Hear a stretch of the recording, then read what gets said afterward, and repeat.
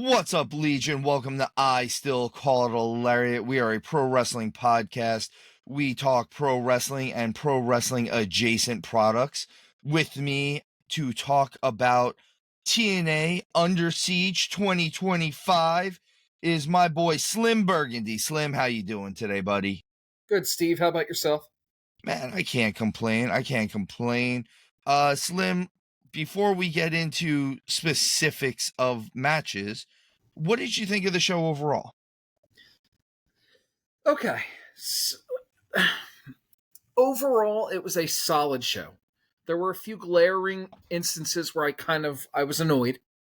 But all in all, for a program, for a company that their pay-per-views aren't necessarily spectacular and they haven't been in a long time, but they do a very good normal show. I was overall, and this is, I guess, what we talked about in the past of giving grace to some promotions versus others. The bar wasn't set super high for me with my expectations, so a solid. If you want to give me a 1 out of 10 score, I'll give it a 1 out of 10. Let's give it a letter grade. Let's go letter letter grade. Right. I would give it a B plus. Okay, that's more than passing. That is above the curve. Solid, and as someone who is an educator, I can tell you that is a solid grade. So, I will say this. This might be one of my favorite things about this show. And I'm not saying this about as a bad thing. Slim, there was 9 matches? 9 matches on this card. I felt like you got your money's worth. 9 matches. It might have been 10. Let me see. 10, I think, counting the pre-show. 2, 4, 6, 8, 9. 9 matches on the main card. 1 match on the pre-show. And they still only went 3 hours. Which is actually pretty impressive. I feel like TNA does a really good job of, one of the things that you and I have talked about is because the closest thing we can really compare it to is AEW, unfortunately. We can't really compare TNA to WWE main product. Maybe as NXT. Much. You probably could compare it to NXT. But NXT's pay-per-views sit in the same, or the PLEs sit in the same realm as kind of WWE, where they get like 5 or 6 matches and then they go X amount of time. What I always say is TNA, this is proof that you don't have to do everything just because it was a pay-per-view. Like their longest match is under 20 minutes on the whole card. And I don't feel like the one that was just under 20 felt like it went longer. That's what I mean. So that's proof. Like, I don't feel like I got ripped off on any of these matches. As far as, you really don't. As far as storytelling, as far as match quality, I honestly, there was a few of them that I thought could have gone longer and I would have been happy with it. And then there's a few that they were that short for a reason. So we'll get into that. Slim, let's get right into it though. The first match on the card, it was supposed to be Mike Santana versus AJ Francis, the former Top Dollar. It ended up becoming Mike Santana versus Casey Navarro, and I'm so happy it did because agreed. I can't stand AJ Francis. I'm sorry, I can't. I thought he sucked in WWE. I think AJ Francis is higher on himself than he rightfully deserves to be. I think he truly believes that he is the top heel in the business, and I don't see it. Now I will say this: he's a joke. I'm sorry, but he's terrible. He's a meme at this point. I will say this though: Mike Santana is solid. He's a great worker. He was great in AEW and all, especially him and Ortiz were. Ortiz watching the two of them, and I know they had the falling out. That's the problem, is they had their falling out, and the funny thing is Mike Santana has transitioned into a single star pretty nicely now. That's what I was going to say. I could see the potential for both of them to have do really well singles. And I'm glad that Santana is getting that chance to shine, which is making me happy. Casey Navarro is amazing, by the way. He is. So I saw Casey Navarro early on in his indie career, and he was a kid. He was. I don't even think he was 21 yet. He might have barely been 20. And he was and I know he's not the biggest dude in the world, but he was even smaller then. And it was a lot of moves. He did a lot of moves. He was literally the Sugar Rush Kid or something like that is what they called him, like the Candy Kid or something. Like Casey stood for Candy or something like that. Kid Christian, it looks like. Yeah, Kid Christian, but like a lot of what he was doing was like he was the Sugar Rush King type of thing. So he was constantly moving. Gotcha. Casey Navarro has done an amazing job of one, getting his body together, making himself look like he's an athlete. And I appreciate that. And also making what he does, because the stuff he did in this match made sense. Everything about this match made sense, actually. Honestly, I'm going to even go before the match started. I loved his facial expressions. It sold me on the fact that I really felt like he was all of a sudden blindsided. Like, whoa, what do you mean I'm in this match? Yeah, like he wasn't supposed to be in this. Yeah, he legitimately, and it's amazing how just a simple little aspect with your face can tell 1,000 words. That facial expression can tell 1,000 words. And then him and Santana got in there, and I think they're just under the 10-minute mark. Yeah, 9:49 I have for the actual match itself. This match was great, man. And even the ending, I actually liked the finish. I like the weird power bomb move into the flip over into the spin the block. And it's funny because we talked the other day about how I'm not huge on the Rainmaker, but I like spin the block. Like, this looked devastating. Him hitting that discus clothesline looked harsh. The only thing for me is it felt like it came out of nowhere. It didn't feel like it was like it just kind of felt like all of a sudden random. It was like, oh, he hit his finisher. Oh, it's over. Like, that was the only thing. I wish there would have been a little something, even if it was a play to the crowd, just something to let me know, like, oh yeah, he's going for the kill. I could see that, yeah. But overall, like I said, this match, good. I have no complaints. Honestly, I'm nitpicking. If we're giving AJ Francis, that's my main complaint. Yeah, is that and realistically, if we're giving a letter grade to the show of a B+, this is the match that gets the A in it, that curves it to the B+, honestly. And then honestly, the second match too, man. I know we might be flying through a little bit here, but they were shorter matches. Eddie, I wasn't as big on this one personally. See, I liked this match. I've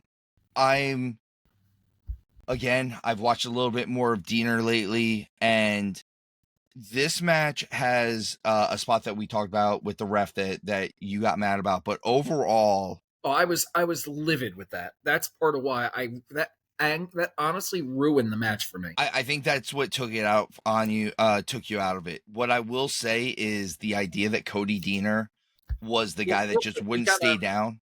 Well, before we get to that, let's mention what it is. So people are probably going, "What the hell was the part that angered me?"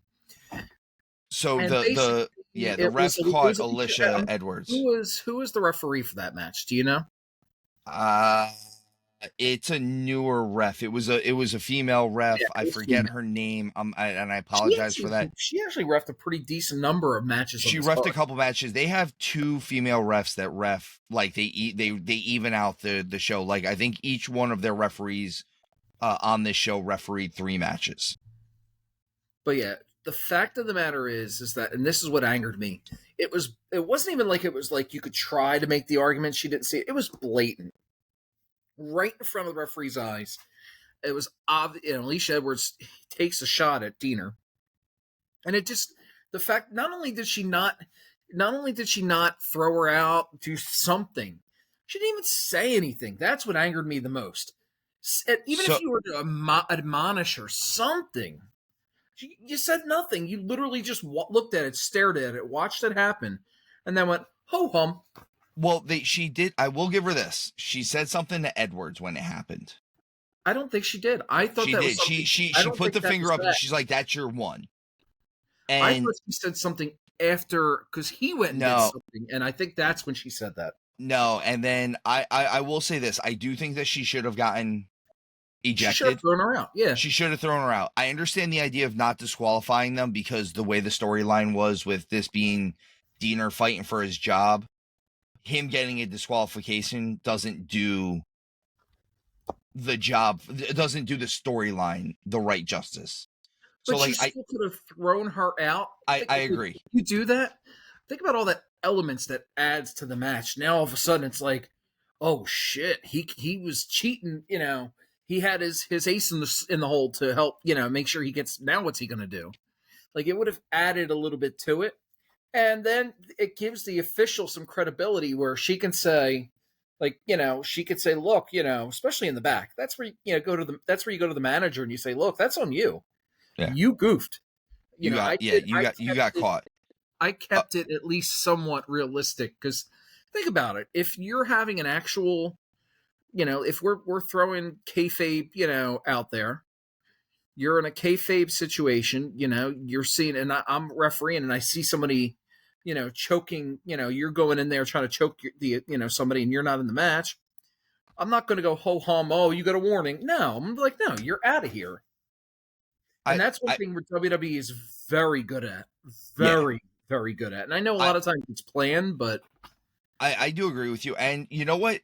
For all the times that we may possibly bash him for the later part of his booking life, Vince was big on referees doing their job. Yes. You can say all the bad stuff you want about Vince McMahon, but if you were ever the ref that didn't make the 3 count, it's not your job to not count 3. It's their job. It's the wrestler's job to kick out.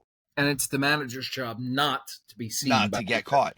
It's the heel's job to not get caught or to turn your head, to bring you over to something, to tell you how that fan over there is, you know, saying mean words to you so that you can like go kick the guy in the groin or whatever. I agree with you. I will say this. Outside of that, though, the match itself, and I know that took you out of it, the storyline of Diener being the babyface that just won't stay down, I feel like it's a time and true tested story. That babyface that won't stay down. The what was it? I believe it's Hennig is the guy that did it first with him and Lawler, where Lawler was just busting him open and Kurt Hennig wouldn't stay down. And then they, you know, you go through the years, you can see it with other people. Angle versus Austin. It's a truly tested storyline that, if done right, which I think aside from that point, the match itself does it right, especially Cody Diener being the hometown boy. I will say this. I did like the fact that it was, it was basically a loser leave town type of match. Not a loser leave town, but it's a, you know, if he loses, he's fired. His contract's not getting renewed. And I liked that he actually lost. I like that because now it gives me a sense of, especially with the way they were doing the storyline, he was getting all these chances. At a certain point, you got to say, you know, what, like, if you keep going, oh, we'll give you another. Like, I like that he lost. I like now your contract's not removed. Yeah, there's some finality to it. He can stay off TV for a little while. And when he does eventually come back, it makes the character so much fresher. I agree. And you're going to be like, oh my God, he's back. What happened? He's been doing this for a minute, man. Cody Diener's been with TNA, you know, since he's coming in without a contract, first time it was and he's TNA. Just jumping people and like he's getting revenge, you know, kind of like hit and run tactics kind of thing. Yeah. So Diener's been with TNA though since the first time it was TNA, like since before it transitioned into Impact and then back into TNA. So there's a good chance that Cody Diener transitions from being a wrestler to some other job. So? I'm not saying he does. I'm not saying he doesn't. I just wouldn't be surprised if they. Oh, he's 43. I didn't realize he was that old. He didn't look it. That's what I'm saying. If they made him, he has a good character. He has a lot of stuff.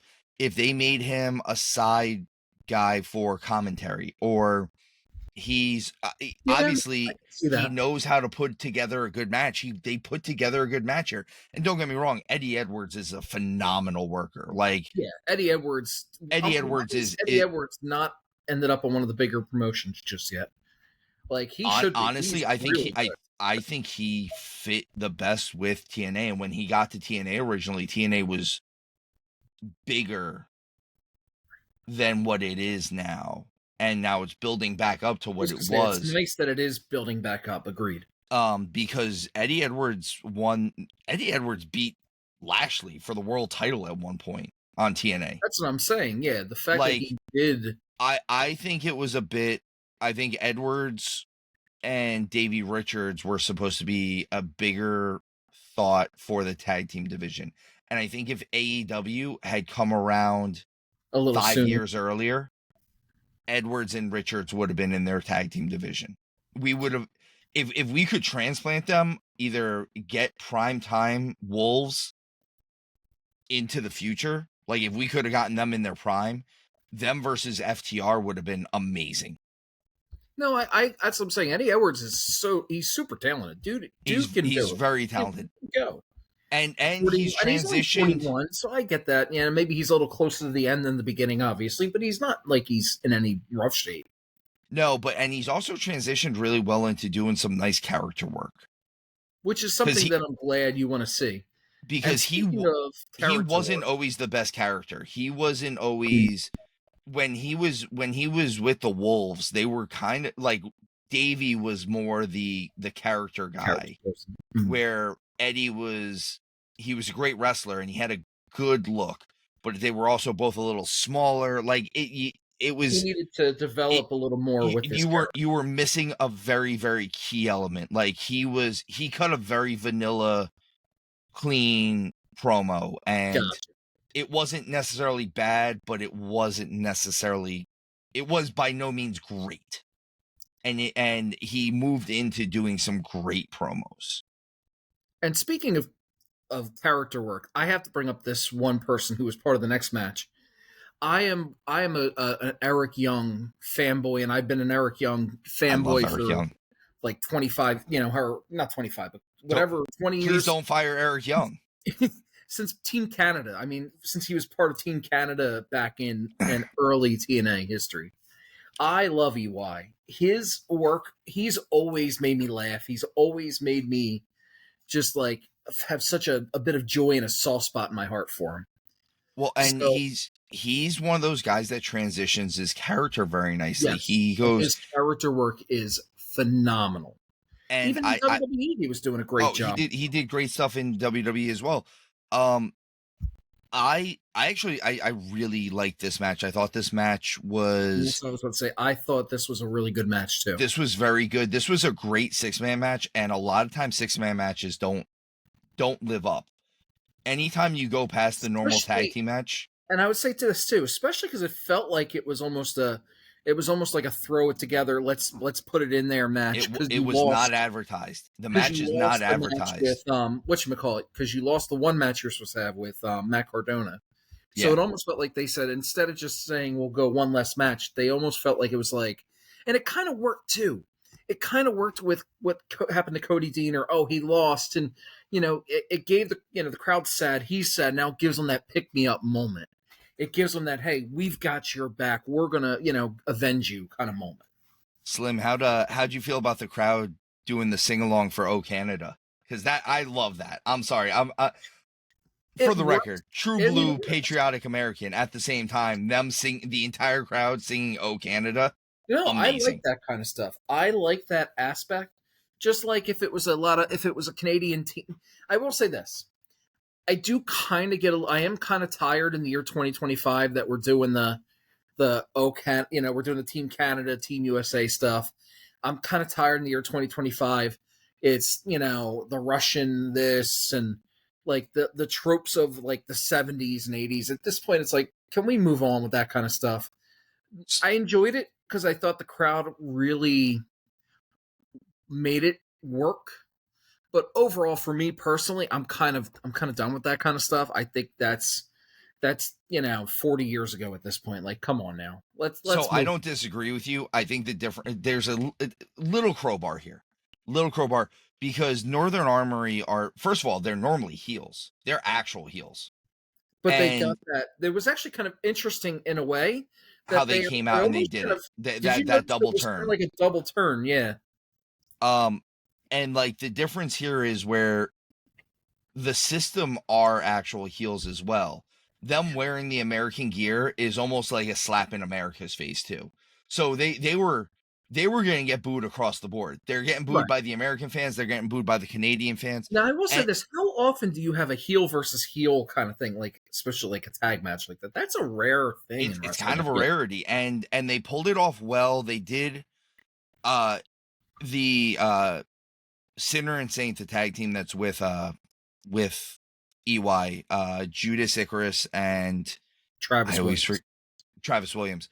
Mhm. I think they're a really good tag team. The one thing I will say, and I believe it's Williams is the dark haired guy, right? I think so. Think that was who they said. I say that I've said this before. I would like us to get away from, because since like one guy did it and made it cool, okay, it's one of those things where he does the kick pads with no shoes on under them, just like Speedball does. Let's see. No, Travis Williams Is the was short-haired guy, is the crew cut like guy, almost like like and then Judas Icarus is the other one. almost And don't get me wrong, they're both very good workers, especially for being as young as they are, for being new to the business. They're both very good, and having Eric Young and before that Josh Alexander as like their ride-along guy, that's a good thing. But I Dude, hate. God, hold on. I know you're going to appreciate this kind of a joke. Most of the crowd, most of our listeners aren't going to get this, but my God, does Travis Williams kind of remind you about a certain individual? Talking to you, Mr. Mark Angel. He kind of has a little Mark Angel look. He going does look like Mark Angel. He He looks does. like old school Mark Angel. Oh my gosh, he really does. That's kind of scary. So I just don't like. I don't like not wearing shoes with the kick pads. I kind of get what you're saying. Like, I just worry from the standpoint, and I'll say this about Speedball Mike Bailey too. I worry about it as someone hurting their foot. Exactly. Like, And I so I don't want them to put themselves at unnecessary risk. That's my thing. I feel like, so like Speedball got it over, and now it's going to be a thing where we like run this You're going gauntlet to start of, to see people doing that. we're going to see a ton of people saying, Once someone ends up with a big injury, though, with a major injury from doing that, you'll see that stop really fast. You know what's funny is that's why they started having Rusev wear boots, is because he broke his ankle. Not originally. He came out wearing the he because he was a Sambo guy, so they had him tape up his feet. He taped his ankles, and then he broke his foot. That's right. Yes, and they forced him to start wearing shoes. Okay. All about that. So the Northern Armory actually wins this, and we get Eric Young getting the pin on Moose, which that's kind of a big deal. This might give us another Moose Eric Young match, which I'm here for. I hope both so. These Moose is they were making it a big point that Moose is coming up on history territory as the X Division champ. Moose and EY being a former champion in of himself. Both of them are former world champions. Both of them are former X Division champions. Both of them are, I think, both are former tag team champions too.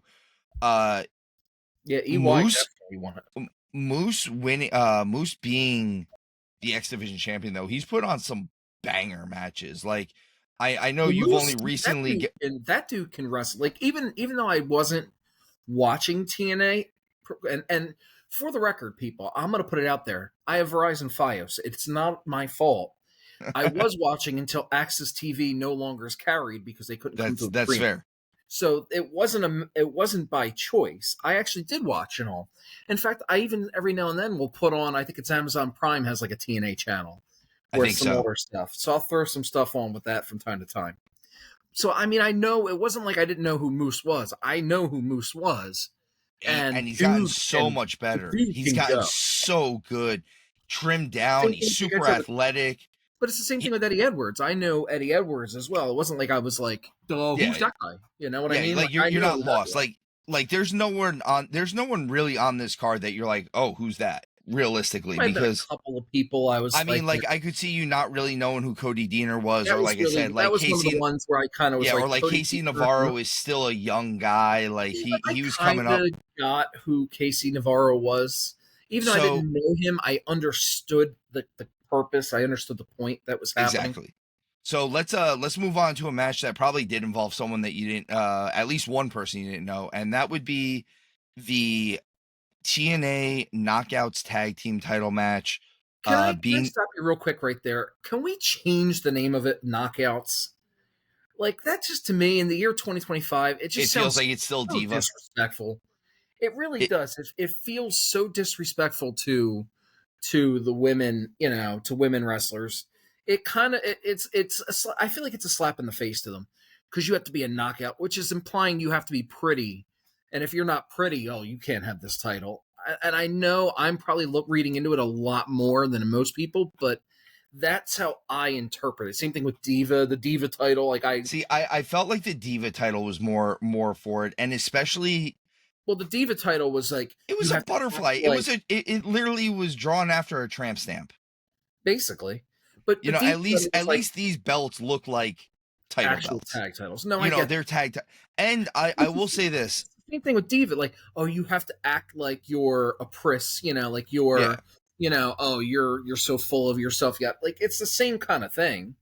exactly. No, I feel you. I understand what you're saying. And I'm going to Uh, use the perfect example was ODB when ODB was not a knockout, but no, that young lady could. I don't know she if could she's wrestle. still. I don't know if she's still going. But I don't think she is. She owns a restaurant down here in Florida, down near nice, Daytona. good for her.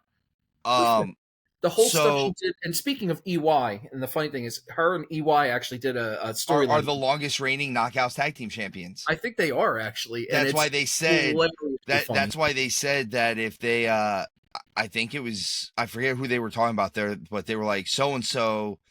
I think it's either the Elegance, the Elegai or Spitfire. One of them are the longest reigning all women tag team Yes, champions, is what they yeah, said.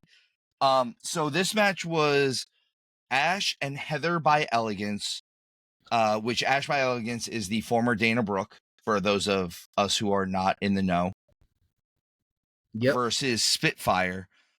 Spitfire, I like I will them. say she didn't look like Dana Brooke though. No, That she's threw put me off. work in. She's put work in Like you could on see every actual aspect of this. talent and all. And Too. one I of was the saying that things that earlier. one of the things I really like about the Ella guy, if you will, I really like Heather actually. Heather is a phenomenal worker. This was a street fight, right? Yeah, It was it was a Elegance street rules. Yep. fight, and it was a last chance for Spitfire to get the tag titles. If they didn't, Can they we were gonna have to also split up. can we also establish they technically all they did was cut a promo and said we just need to put the pressure on ourselves and say if we don't win we should disband. That's all they did. So Which why are they sometimes that's all you forced? need. Why are they forced to dis? I don't understand. There's nothing forcing them to. They've just made a decision. Like all they have to do is take a little break, go rest some singles matches and come back later. Like it's just stuff like that. It's weird when you do it in that kind of way. I So I wish they I'll would have give been it on the like business Elegance should have aspect. said if Elegance had said no, you don't get a title shot, and Spitfire kept dogging them, and finally Elegance said, "Fine, you want your shot, but when we win, you can't be a tag team anymore." Like something like that. At least I would have been like, okay. But they literally Spitfire cut a promo and was just like, "Man, losing stinks. We need to you know what? Last time we felt like this kind of pressure and all, we won. We need to do that again." That's literally what they did, and it was the dumb. I'm sorry, I thought it was stupid. I So did. I'm actually not a big Spitfire fan. I think Also, they're good. I I think they're felt good bad for one of workers. the. Definitely felt bad for one of the ladies because one of the ladies got knocked the fuck out. So I Right think on they're the edge. good. They're good wrestlers, but I think they're. I hate to say it. I said this months ago when just before the the Elegai won the tag team titles. I was like they're the team that needs to win these tag titles because they can be faces of the division. You can I build this. see that with them, yeah. Spitfire, as good of wrestlers as they are, and I'm not taking anything away from in that aspect, but they've done very little for me as far as endearing themselves to me. And that's very bland. I don't know. That's what I'm saying is they're bland.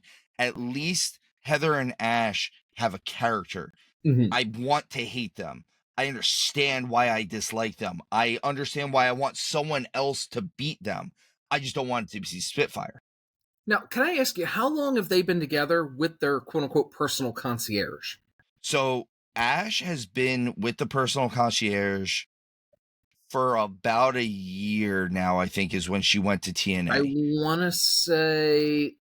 No, I think technically they ripped that off from Toni Storm, because I think she had Luther the Butler a little before that. I mean, I'm sure, but it's not a new concept whatsoever. No. But Heather has only been joined up with them since I think just before the new year. So it's a relatively new team. I don't remember which one was trying to put one of the Spitfire ladies through a table, but I mean, it was so dangerous. Friggin' powerbombed and ended up smashing her right in the back of her head. Like that. I saw that as well. I'm pretty sure that wasn't Dana Brooks. I don't think that was Dana Brooks. That doesn't seem like something. Dana Brooks, from everything I've heard, is very safe. So I mean, they're both pretty safe. This match, actually, I will say this: one, they got a great crowd. This match got a great crowd reaction overall. It did, but it was very clunky. I'm sorry, but I thought it was very clunky. It was, but what I will go with on the clunkiness is also it was a lot rougher than I thought it'd be. Like they took the street fight aspect to it and really Also, I kind of made it tough and tumble. I get the elegance thing, so having like the stop sign with like the pink, Yeah. I'm sorry, but I find that stuff, even though I know it's part of their gimmick, I find that stuff to be dumb. I mean, it's good because at least it's part of their gimmick, so I can kind of understand it. But I still think that I look at that stuff as being dumb. So the Elegai retaining this after outside interference.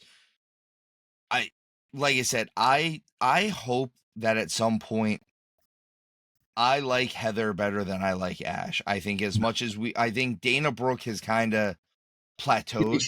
Yep. I think she's plateaued. Heather is still young. I think I think she checks every box for what you want for a future star. She's only 25, so she definitely has a lot of growth. She's young. Honestly, putting her with Dana is a really smart move. Someone allowing Dana to help her character-wise. Yes. I think it develops her character, and Heather is a great wrestler, so it grounds some of that stuff. I feel like Dana's bigger, so eventually when they lose the titles and Dana, and Ash turns on Heather, I think it'll work really good for Heather, which is exactly good. That's exactly what I'm hoping for. And then she can go back to being Heather Reckless, which was what she was, and she had like kind of a punky gimmick. Next match, my match of the night. Yes. The was Order 4 versus the Rascals, Indy Hartwell and Raj Singh. I thought that match was so much fun, and I'm going to tell you, I know this is going to be an unpopular opinion. I love what Mustafa Ali did to Indy Hartwell. Not because I have any kind of, not because I want to see that like violence against a woman or anything like that. It made me though want to jump through my screen and strangle the guy. I thought that was so good because first off, Indy Hartwell is a tough SOB of a person. Oh yeah, absolutely. I guess I would say not SOB. I'll say DOB. She is a tough cookie. So I like the match overall. Here's the thing. Honestly, she's going to get him in a one-on-one match at some point, and I think she can actually hang with Mustafa Ali. She absolutely can. That will make and she's really super strong. Fun. Yes, she's like pound for pound strong. I like most of the people involved in this. I like the Rascals. I'm especially a fan of Zachary Wentz. I think Zachary Why does Wentz. that name sound familiar? He was the longer haired guy from the Rascals. He was also on when they were in NXT. He was part of MSK That's with right. He was part of Wesley, MSK. and Okay. I forget, he was Nash Carter there. But Zachary Wentz, first of all, he's a bigger cruiserweight or a bigger X Division guy, and if you ever get a chance, guys, hold on now. X Division has no limits. That's the whole point. that's right. Okay, he's a larger I know what cruiserweight you though. meant. I know He can wrestle as a light heavyweight, so to speak. Yeah. He No, I can, get what you're saying. and go in there, and I can believe that he's in there with Orton, let's say, or like someone of that size. Like he goes in there with a giant, an actual 7-footer. Yeah, I'm gonna believe the 7-footer is gonna crush him because the 7-footer should crush everybody. Right. But if he goes in there with the 6'2", the 6'4" guy, and he's in there, I could believe that he's going to out athlete these guys, and he's still big enough to pick them up for a body slam or hit them with a hip toss or something like that. Like, I believe that. Also, the UFO cutter is my favorite finisher in wrestling right now. Which is Slim. I'm gonna recommend that if you don't know what it is, go back and watch the UFO cutter. Guessing it has something to do with some type of a cutter from the top rope or something. So it's a springboard cutter off the middle of the middle top, like in the very middle of the top rope, and he gets so high. You think about it when like Ember Moon was doing the what was it, the Eclipse or whatever it was, Yeah, where it was so different from what everyone else was doing. He gets so high on that UFO cutter that it looks like it's a completely different move than a normal cutter. And it's that cool. So I love them. I will say this. The girls fighting on top of the scrum, I wasn't a big fan of. I thought that was actually kind of creative. That was a little different than what you normally see. I liked it. I appreciate that they did something different. I was just not. It's one of those where they threw it at the wall, and for me, it didn't stick for me. I liked it. I thought it was fine. I had no problem with it. Now then, Mustafa Ali is proving that he's a star. Every single aspect of this. I already thought he was fantastic. And I didn't understand why in WWE he did not get the push. Like, it just did not make sense to me because that dude, his character work was fantastic. His the true side of it, it's because he was there when Vince was there. Yeah, that's true. He's too small. You're right. He's not a Vince guy. It doesn't matter about his character work at that point. Right.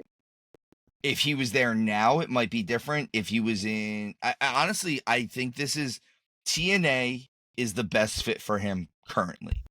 And I say that with a lot of guys. TNA or an AEW would have been okay. It would be okay too. The problem with AEW for him is I think he'd get lost a little bit in the shuffle. I think he'd get lost in the shuffle, and I think they would rush some of the stuff that he wants to do. I worried Ricochet would get lost in the shuffle, and Ricochet is doing some of his best wrestling work, period, in the story. But I think they pivoted with Ricochet a little bit, and I think he was supposed to still be normal Ricochet. He was supposed to be a babyface, and everyone kind of realized that he wasn't. He's not a babyface. No. I've been saying this for years. He's not a babyface. But it's the same thing with Mustafa Ali in a lot of ways. Mustafa Ali is not a babyface. No, not at all. Really but Mustafa Ali changed from being a baby. He hasn't been a babyface for years now at this point. It's been a while. It's definitely been a while. Because he was part of Retribution or whatever they were called in that was that terrible team.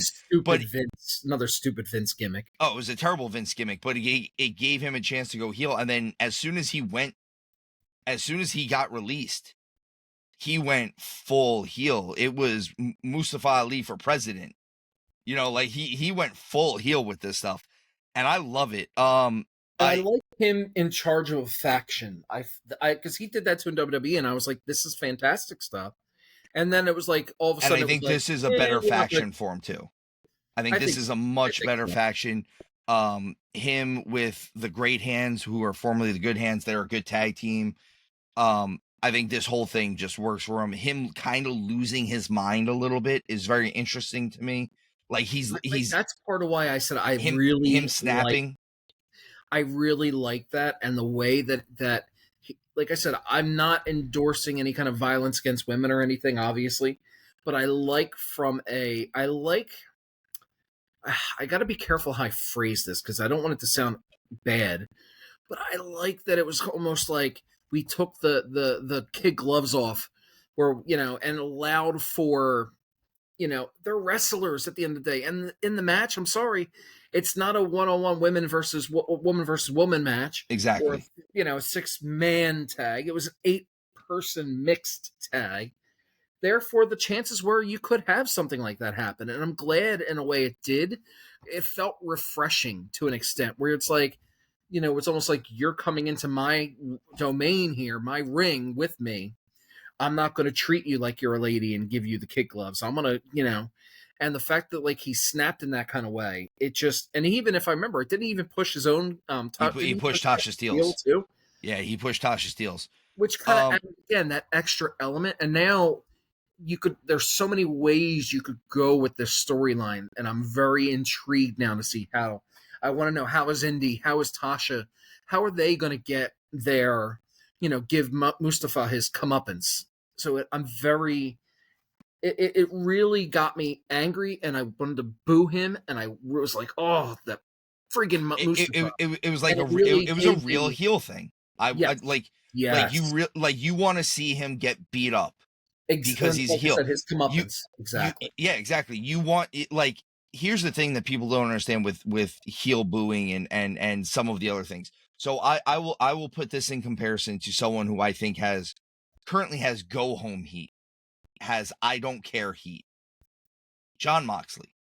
Jon Moxley, no one cares about what he's doing right now, to the point where no one actually cares about the AEW World Heavyweight title. Other than people want him to lose it. Yeah, they want him to lose it so that it becomes the key point of their show again. Yes. Now then, or I'll give another example, and I always hate saying this because I thought he had so many good points, but unfortunately, there were a lot of times where he unfortunately overstayed his welcome a little bit. Jeff Jarrett had points where he had go home heat, where where like you're right about that. I don't care about you getting beat up. I care about you getting off my damn screen. Which he had a nice run as TNA World Champion for. That's what I'm saying. Is there? And you're right. He did eventually. I think it was just overstaying your welcome at one point. The difference here is Mustafa Ali. I'll compare him to someone that's relevant to him right now, and that is MJF. MJF, Mustafa Ali. I want to see them get beat up. Yes. I like they are actual heels. Mustafa Ali might actually be doing better heel work right now than MJF is, in the sense that it's just not on a bigger scale. Mustafa Ali is actually like, not that MJF isn't doing heel work, but it's a different storyline right now with MJF. Well, whereas, like I said, you really want to see. You're like, fucking Mustafa Ali. I want to see. Yeah, how dare Ali might be walking out to his tire slashed. Exactly. MJF, or like the windows of his car broken, stuff like that, where like MJF is just going to walk out to getting spit on. Right now. Like you could see MJF, right, with the stuff MJF's doing right now. You could see it being like, okay, well, it's a story. It is what it is. However, that being said, I'm very excited to see where MJF goes. But again, that's a discussion for another day. Different show. We're talking TNA right now. So the next two matches are actually women's matches, and first one is definitely solid matches. Tessa Blanchard versus either one, but they were solid matches. So we have Tessa Blanchard versus Ariana Grace. This match I think could have gone. It wasn't long, so I don't want to make it sound like it was super long. It was 8 minutes, just over 8 minutes. I think they could have gone a minute shorter. I agree. Not with that. Not like super shorter, just a minute, maybe a minute and a half shorter, to really just show that Tessa was a lot more dominant, because she was a lot more dominant in this. And I would say she should have been. You could tell the difference in Ariana Grace's more of I don't want to say novice, because she comes from a wrestling family. She doesn't have the reps. Yes. She doesn't have the reps. And yes. I have that written here, that like this match kind of shows she just doesn't have the reps in yet. You could see it was Master versus the Apprentice. Some of the little missteps here are inexperience. Now, I do want to ask one thing to get a little clarification. Who I did Santino lose some? Oh, did he lose?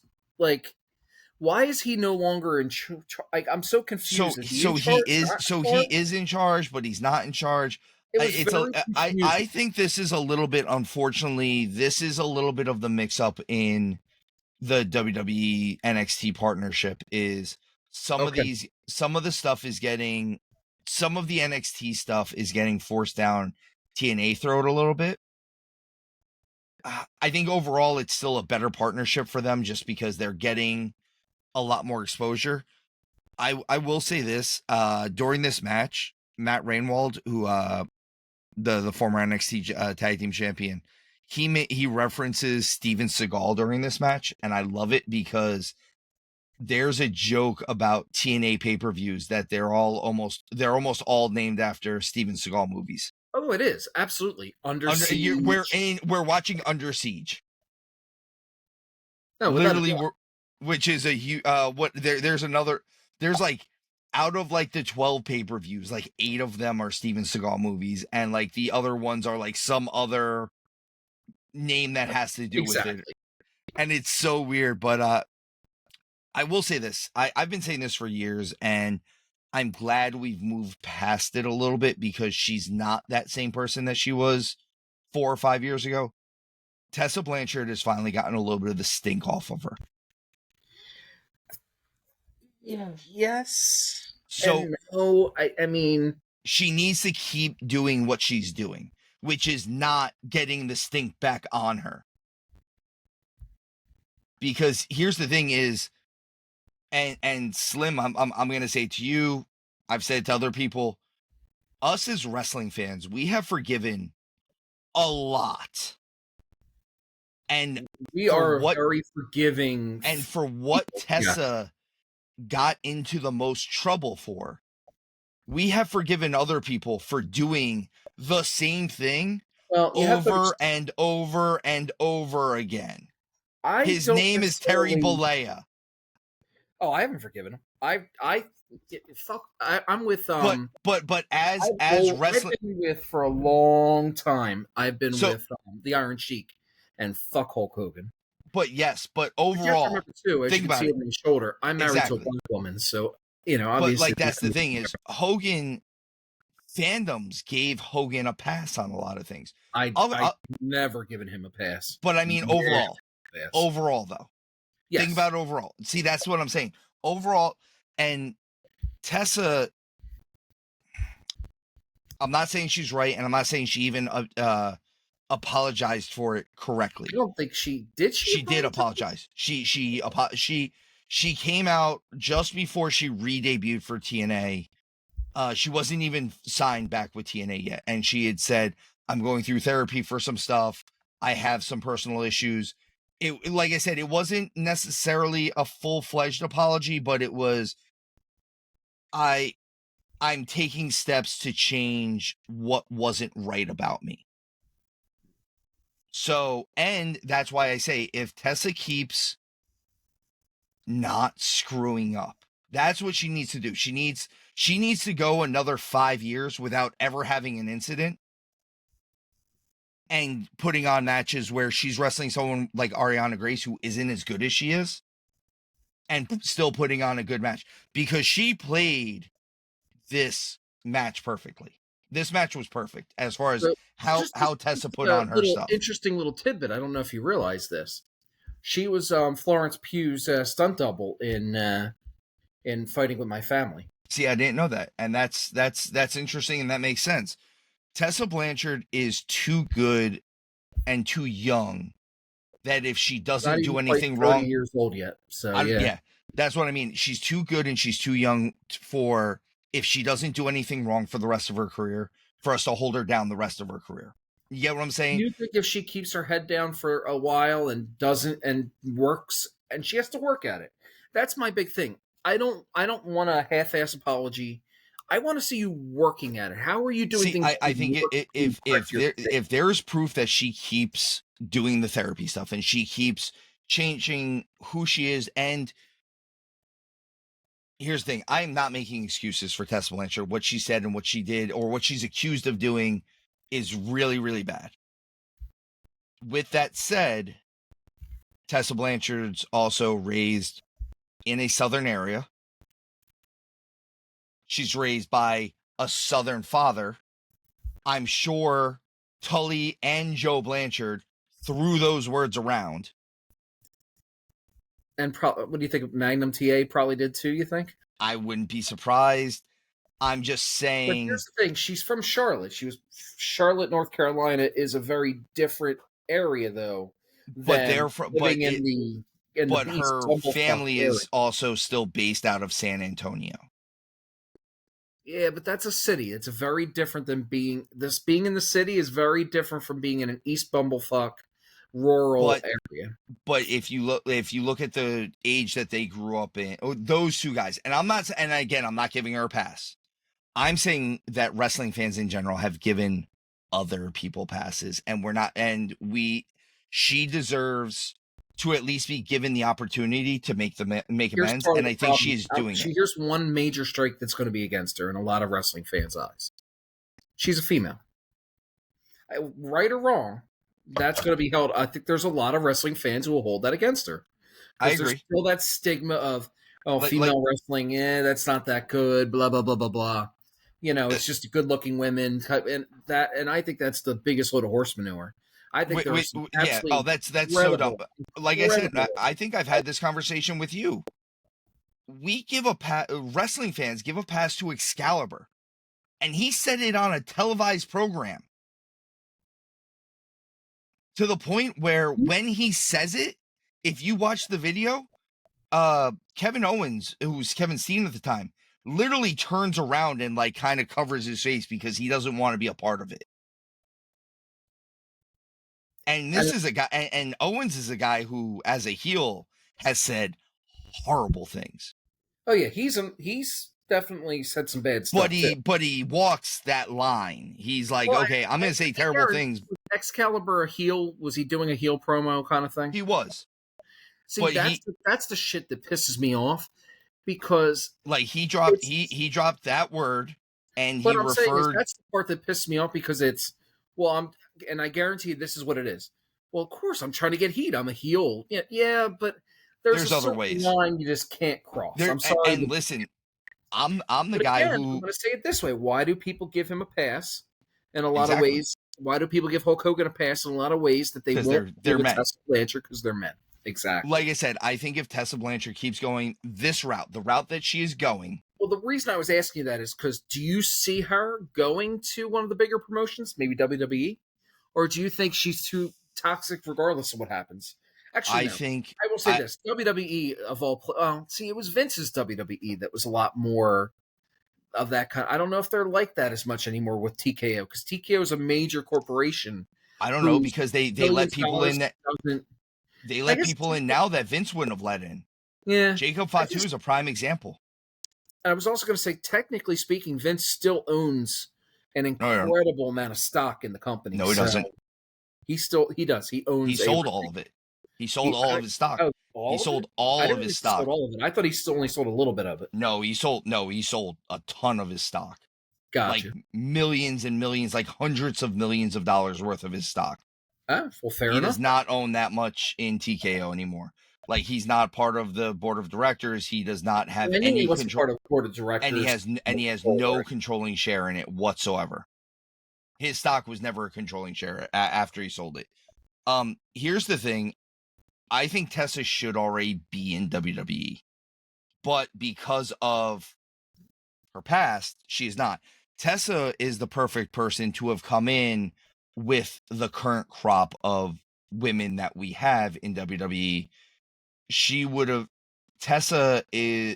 They could have done a new 4 horsewomen where it was Tessa and Charlotte, and they could have done something along those lines. Tiffany or something. Tiffany, something like that, where you have the offspring of 2 of the original horsemen.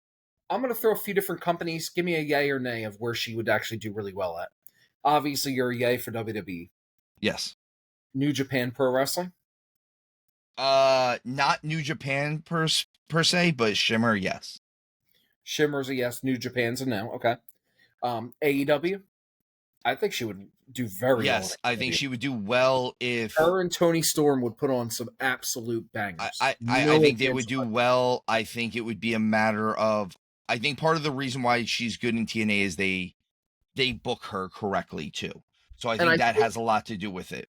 I will say this. That's one thing AEW can do pretty well is book their female talent. I think they pooch in a lot of other areas. They don't give. We're going to agree to disagree on this one. I think the matches themselves they book well. I'm talking about the matches. The storylines are okay. Where's Camille? Time that they give them. Where's Camille? Camille's injured, if I remember correctly. No, she's not. She was written as injured. So much like what's his name, Camille has been signed for a year and has had 3 matches. Well, that's why I said they don't give enough. I was literally saying they don't give enough time to their female wrestlers. They don't give enough matches. They don't give enough. They have stars. They have stars, and they don't push them the right way. There's people in AEW right now that are women wrestlers that I'm like, you could be doing so much with them, and you're not doing anything with them. Well, think about our dentist. That one's a little bit different. That's a Tessa situation. I've heard she's toxic. Oh, really? Not in the sense that she's said those words, but I've heard problems and again, I don't want to confirm nor deny, but part of it is that she's a headache. Gotcha. So Britt Baker is just hard to get along with, basically. And a bit of a diva. Gotcha. So let's move on from this match. Can I also point out on the next match here, Masha Slamovich? If that's not a really like 80s style wrestling name, I'm sorry, but I don't know what would be. But she came up with that name. No, I'm cool with that. That's fine. I just can't help but laugh because I'm that's a very wrestling type of it's a very wrestling name. It's throwback 80s wrestling type of name. And so here's the thing with this match. Victoria Crawford is challenging Masha Slamovich. Yeah, she's the former Alicia Fox. So she is. I love Masha, deputy director. Am I understanding that correctly? I don't know how this works. Yeah, so Robert Stone is like the deputy company or something, and he put her in this match without her. Robert Stone is the deputy director, and he put her in the match. That's the stuff I'm like having a lot of trouble following, and I know part of that is the crossover with NXT. But so here's what I have to say: Masha Slamovich is amazing. She's an amazing worker. Alicia Fox, Victoria Crawford, whatever we're calling her this week. I've always liked her. I've always thought she was solid. Maybe not a world beater. Never someone who's going to someone I would not put the world title on. But someone who I could see maybe a mid-card women's title. So my issue here is with the way they've built up the TNA women's division, because TNA actually had probably a better women's division than even NXT did at one point. Mm-hmm. So this is a quality women's division. Yeah, they've always had. That's one thing TNA has always done well. So what I'm going to say is Victoria Crawford, Alicia Fox, whatever name you want to call her, she doesn't fit the women's wrestling landscape, especially in TNA. Mm-hmm. She comes from that Divas era. And on a side note, when she got in the ring, she looked higher than a kite. Well, that I can't speak to that part, but like if you looked at her eyes, they looked 3/4 closed. And she looked like she almost wasn't taking the match seriously. So I have an issue with that. Yeah, I can't speak to that kind of stuff, but wouldn't shock me. And I feel bad for Masha Slamovich in this because unfortunately this match was a popcorn match. This was the match that the fans who were there for the real wrestling got up, even though Masha is a real wrestler. I'm happy that Masha Slamovich wins this match at the end. I'm going to say this, she's too good for this match. She's too good to be involved in this match. Considering the fact that she won the title from Jordynne Grace, and those matches were bangers, and I've seen her have other matches with other NXT wrestlers that were amazing, and not just the TNA wrestlers. I'm glad that she wins so that she can move on from this. So it looks like Alicia Fox or Crawford, whatever you want to say it, her name is, does she, as of April 2022, Jim Ross revealed she'd been sober for 3 years. So it does look like she has alcohol issues, and she's I don't, been battling and again, I alcoholism don't know and about alcohol, but she definitely looked like she smoked a bong just before that match. So, so definitely wouldn't shock me. Apparently, anxiety issues, things like that. So, and even some of this match, I hope that she gets the help she needs, just because that's dangerous. Like, yeah. that's a dangerous. So that's even the thing is, like, this match. I have written here. This match breaks down into kind of divas garbage match stuff. Oh, it was, honestly, I couldn't believe it was almost a 7-minute match. That should have been a 3-minute match. The funny thing is this is the shortest match on the card. Yeah, and it should have been shorter. And yeah, and like, that's the thing is, if this was just a full-on squash match, I would have been okay with it. Yeah. So let's move on, because I don't want to talk about exactly. Let's go to the tag team title match. So it's the Nemeth brothers, Nick and Ryan Nemeth, versus Matt Hardy and Leon Slater for the TNA tag team titles. This is Leon subbing in for Jeff, because Jeff can't leave the country. Well, no, it's a Canada thing, because it's a strictly Canada and a couple other countries, and it has to do with the speeding, apparently. His Probably, yeah. I'm sorry, not speeding. His DUIs. It has to do with yes. that. So it's not all countries. It's just Canada. There are certain legalities that he is not allowed to go to. Yeah. So here's the thing. I really like this. Do you like that they were upfront about it? That they weren't like coming up with some kind of, because apparently that was Jeff Hardy. He said he wanted the real reason for why to be put out there. He felt like it was something he needed to do to show. If Jeff is giving the reason, then yes, I'm totally fine with it, and I'm okay if Jeff is okay with using it in a storyline. Then I am fine with it. Okay. I think we live in a world now where there's so many levels of so many shades of gray, that using it into a storyline to make money off of it is not that big of a deal. And the Hardy Boys have been doing such good work for the last year that I'm not mad about anything that they're doing right now. Matt and Jeff, their time in AEW, except for Matt's stuff was great, but with Jeff in there, it just didn't work. And I know part of it is used it wrong. Things that happened, they did, and also they used Jeff it wrong. Jeff didn't help anything either with no, and that stuff. But since that time, their time in TNA, I've heard Bully Ray say this, and I actually agree with this. The Hardy Boys going back to TNA, you can almost pinpoint that as the spot that TNA really turned the dial up and started doing better business. Well, their names to draw in the quote unquote casuals. Exactly. And they know that they are much closer to the end than they are to the beginning. And this is their final final hurrah. They're doing this. I keep saying that if WWE puts them into the WWE Hall of Fame, let's say next year, I could see that just being it for them. That's it. We're not going to do it. The funny thing, they're not even that old. Weren't they in their 40s? Like, they're not like... I think they're in their late 40s, but they've been wrestling since they were 16.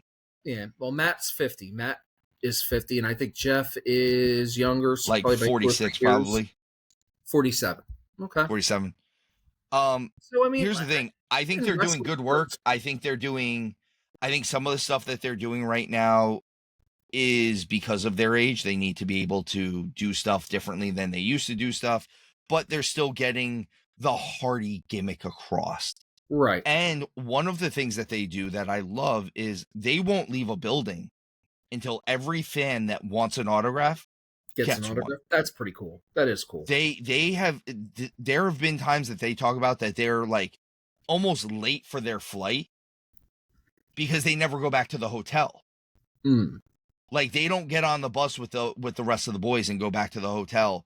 They stay at the building until everyone that wants to see them has seen them. And like, I've heard about it like so many times where they're there until 2:00 in the morning, 3:00 in the morning. Damn.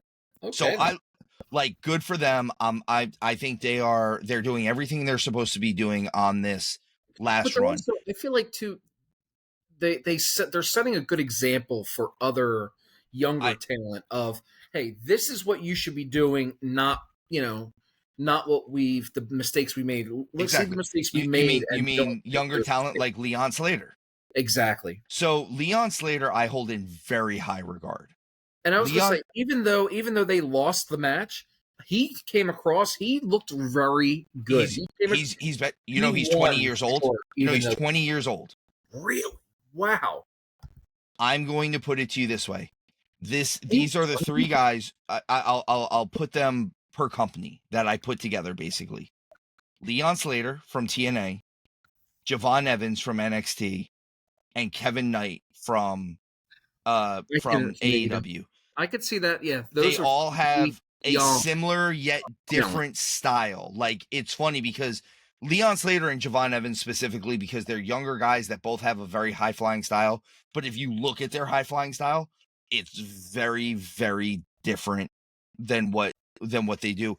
And what Leon does, it's a swanton splash or something. He does something different where he does the swanton part of it and then he nails the second part of it differently, like an elbow or something like that. Nice. But And you were saying like with Kevin Knight and all, I'm going to use him as an example because I saw him at Dynasty last month.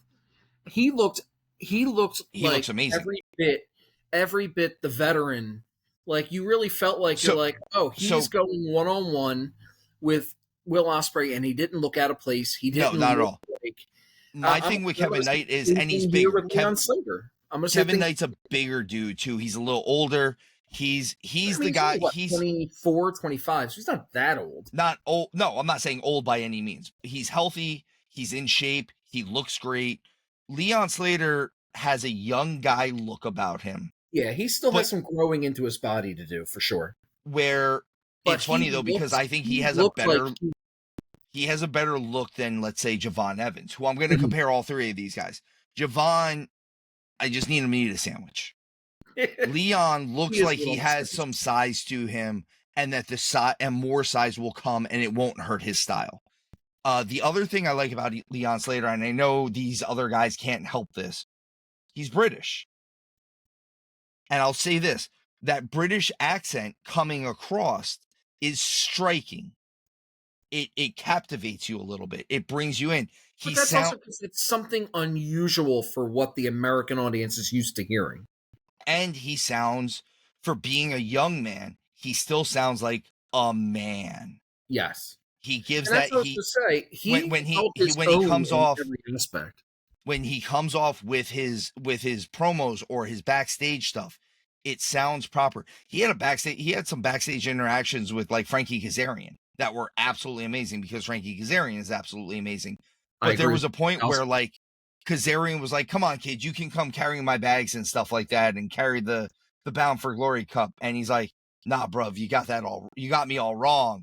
And how he said it, I'm like, he sounds like he's young, but he also sounds like, I might bow up with you. I'm not scared of you, old man, type of thing. Yeah. And I like that. And this match was good. And you had the Nemeth brothers. I mean, honestly, Dolph Ziggler and Ryan Nemeth, they're both quality workers. It's one thing I've always was very angry about with AEW. That pissed me off, is that he didn't get a push. That Ryan Nemeth is probably one of the more underrated workers in the business today. Dude, I agree, is so good. And he doesn't, and the funny thing is, he doesn't really need the spotlight. You don't need to have him as number one, but I'm glad to see him and his brother together. I hope that you do see the Hardy brothers versus the Nemeth brothers. Again. I think that would create a really fun, like, well, that's who the Nemeth brothers won the tag team titles off of, were the Hardy brothers. Nice. So we need to get we need to get a real second match, and then we need a rubber match. I'm glad that they announced if Matt and Leon had won, they That would have been they had to be the tag team champions. Jeff. Yes, I do like, so that's one thing TNA does very well with their storytelling is they make sure that you know the story. Yes. And and one of the things I like, they do it, I think they did it in this match, and they definitely did it with the Knockouts tag team title match. They have them, they call them the taglines, where they show like the tail of the tape there. And I like to name the tagline, and I like that they do the tail of the tape for these tag team matches. AEW does it sometimes, so that kind of stuff too. But they do it more singles matches where they're not consistent with it, which annoys me.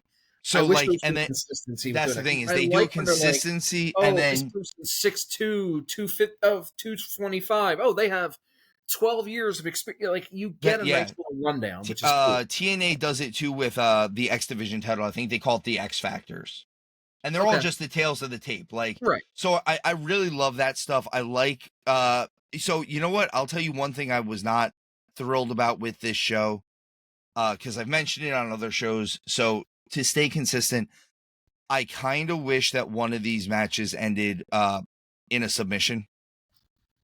It was a lot of pins. Honestly, the match that should have ended in a submission probably should have been Masha versus Victoria. Actually, I'm looking at it right now. They're all pinfalls. Every match is a pinfall. That's why I'm saying. Except for the pre-show, which was a disqualification. So I think Masha versus Victoria, if they had gotten a tap out during that, that would have been a nice breakup. And you could have had a disqualification win thrown in there. I think a disqualification. I think if the Nemeth brothers intentionally got won by disqualification, that would have been cool too. That would have been nice.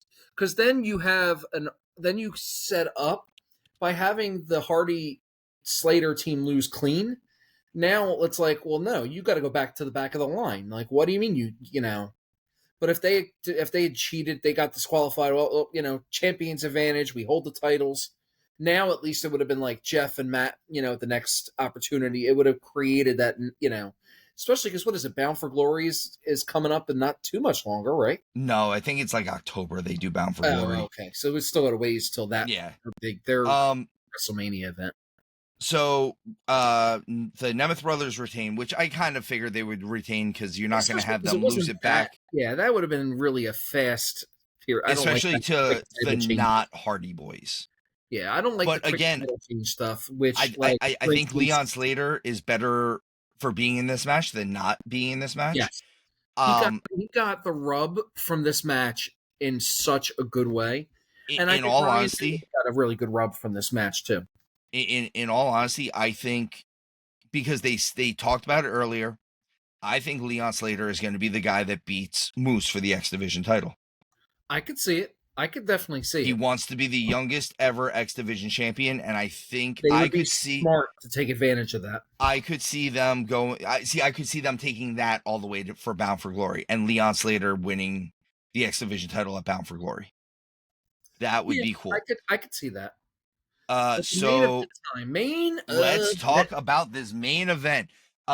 Slim, do you believe? No, I don't. I'm not a Joe Hendry guy. I'm sorry. You're not a Joe Hendry guy. What about Elijah? I am a Frankie Kazarian guy, though. I will be a Frankie Kazarian guy forever until the day I die. Exactly. And I think Trick Williams to me is going to be the future of this business. I really think that. I think this heel run is exactly what Trick Williams needs. He has the absolute. And I'm not just saying that because I'm literally looking at his picture right now on Wikipedia, and he's wearing an Eagles jersey. Of course, I'm not just saying that for that reason. I mean, even though that's badass. I mean, he wasn't Eagle in the Eagles. He was on the Eagles. He was a wide receiver, I believe. Tryout. Mm-hmm. But I think. Oh, I didn't realize he was 31. Interesting. In fact, actually, his birthday was 2 days ago. So happy belated birthday to Trick Williams. So but he is to me the future of the business. If he doesn't get a big push in WWE, it's going to be a travesty. So I think a lot of the stuff that's going on right now with him going heel is to make sure they don't screw up Trick Williams. I agree. Because he's been missing something. It's He He's really almost had been missing stuff. He had been missing stuff since Carmelo got elevated. I so. feel like. And I think and the funny thing is I think between the two of them, Trick has more upside. Yes and no. In WWE, Trick has more upside. In WWE, that's what I'm talking about specifically. For me, Carmelo to me in AEW or in TNA would be super. Especially in Yes, maybe TNA would be harder because it's a smaller promotion when it comes to eyes on the product. But in AEW, in New Japan, see, I think he would do well in Japan. Kind of promotions in Japan, he absolutely would. I'm going to tell you, in Japan, he would be friggin' a rock. I think he'd be really good in Japan because he doesn't need to. Here, allow me to tell you my issue with Mr. Hayes, Carmelo, if you will, which is something that I had an issue with Trick up until recently with his heel stuff. Carmelo doesn't. I don't have a problem with his size. I don't have a problem with his wrestling ability. None of that. I think Carmelo is a perennial for WWE is a perennial mid-card to upper mid-card wrestler. And part of the reason why is Carmelo. It's his size. Let's be honest. It's not his size. Now it's not his size for me. But it's not his size for me. For you. I'm not talking about for you. No, I know. About their eyes. I'm putting myself into their viewpoint. I'm going to give you a different point of view from it, though. The size. I'm going to give you a different point of view, and it's the reason why I would go with. Okay, what is it? I think Carmelo cuts a bad promo. Let me explain to you why.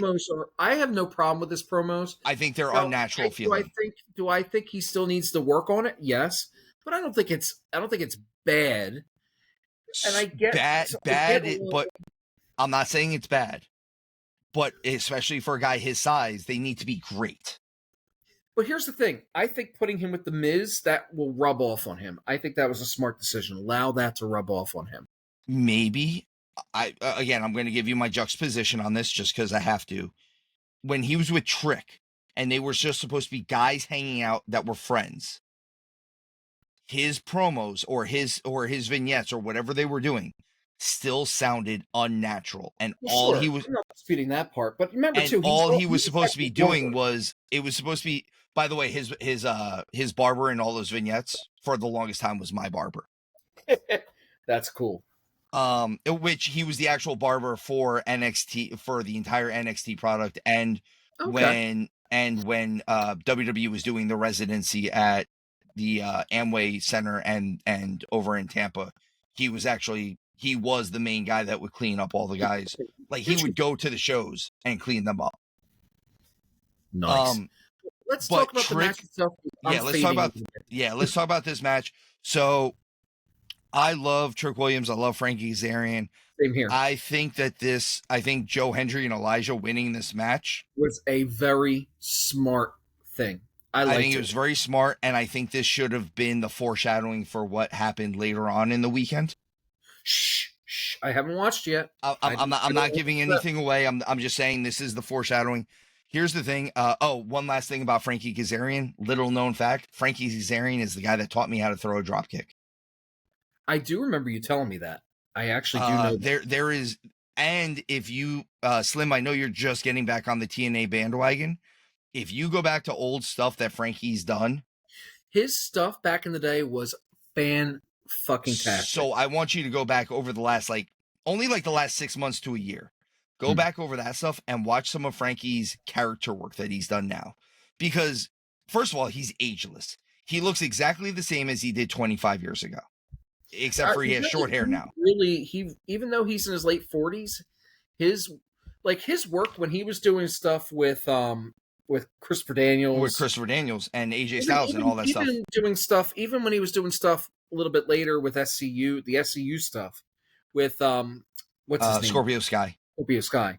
Like the three of them, even when they were doing stuff in AEW with the three of them was fantastic too. He's and his matches he's still putting on these really great athletic matches. I think he's someone who I'm sad I miss him in AEW, but I'm glad he went back to TNA because I think he gets the chance to mentor the next generation, and by doing that, he has been putting on fantastic match after fantastic match. I think his original feud with Hendry is part of the reason why they knew Hendry could be their world champion, not just that he was over. I like Elijah, Elias, whatever we're calling him this week. Oh no, where's his brother? He retired. So, and then my thing with the match Trick itself, I will say this: the match itself, I thought was a bit of another one of those bit of a cluster. It could have been shorter. I think it could have been shorter. Definitely went too long. I think this could have gone points. It got kind of clunky. I think it could have gone very clunky. I think if it went about 4 minutes shorter, it kept it at 15 minutes. Yeah. And then honestly, like if you had even done it just the same amount of time exactly as the tag team match before, about 16 minutes, I think it would have been solid. I think it went a little too long. They were trying to do more because it was the main event.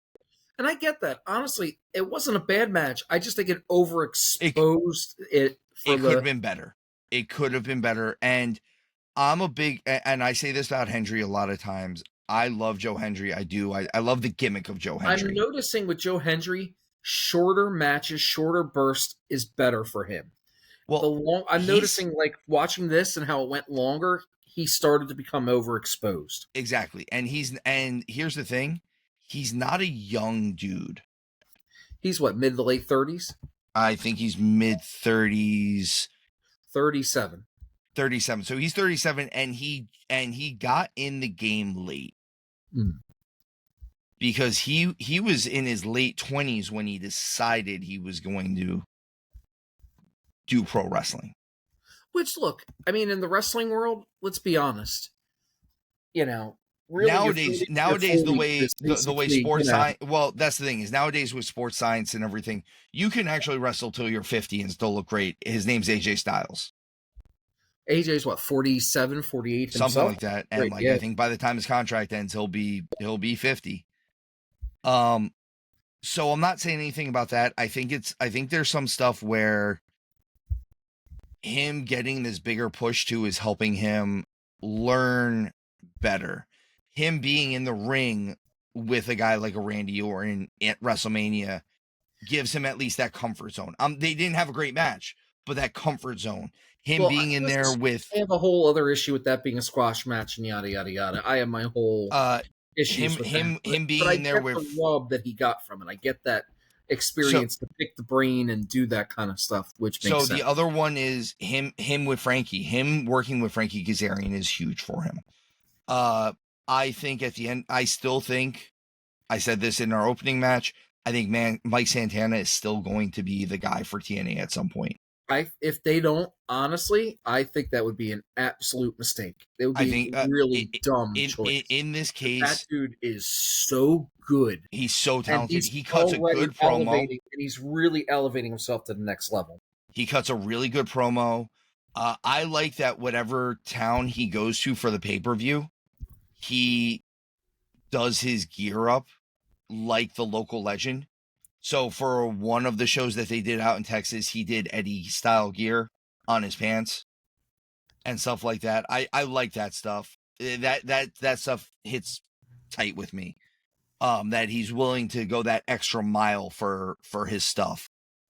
Honestly, like I said, this match was probably a C, but the ending is what it should have been. So again, we started off with an A, possibly an A+. We end with a C. In here, there's a lot of B pluses in there, I think, or possible A minuses. Overall, there were solid matches up and down the card.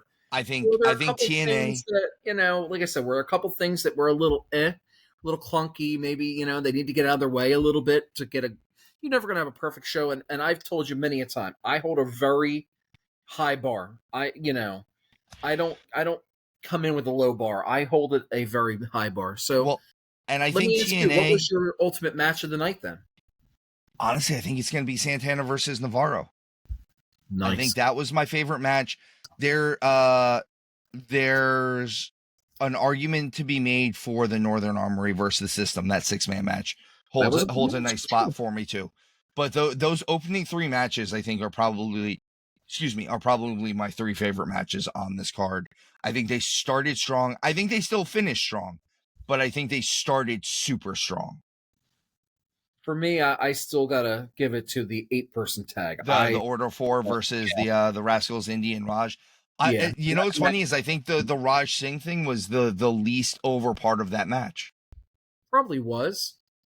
I understand why they did it, but like, so I think that, like I said, I thought this was he actually injured? Austin, was he actually injured? Who's is that? he actually banged up? The person who was originally supposed to be in the match. Yes. Ace Austin actually has a knee. I think he tweaked his knee a little bit. Because I could only. I think this was. I think this was. It's a better idea that we don't have you on there. And this isn't one of their major pay-per-views. So like this is a situation of in other sports, hey, we're going to take the chance that we're going to lose this week so that we can have you back next week so we don't lose next week. Exactly. And so I will say this. Raj Singh, I didn't realize that's Jinder Mahal's cousin. Interesting. That is interesting. Also, but so that was TNA Under Siege 2025, guys. Legion, as always, thank you for tuning in. Slim, as always, with your stuff, I will make sure that your links are all down below in our description. Guys, let me just throw it out there real fast. We love talking wrestling and all. I enjoy talking wrestling, but if you want a little bit of regular, I hate saying regular sports as if like, traditional millennial sports. Yes, traditional. Thank you. Millennial Sports Gladiators. I'm doing everything with that I can. I'm working hard to get it, and talking some fun stuff. NFL, MLB, NBA, NHL, especially with the finals coming up for both of them. So it'll be a good fun times. Make sure you're checking in with that. Well, Slim, thanks for jumping on with me again.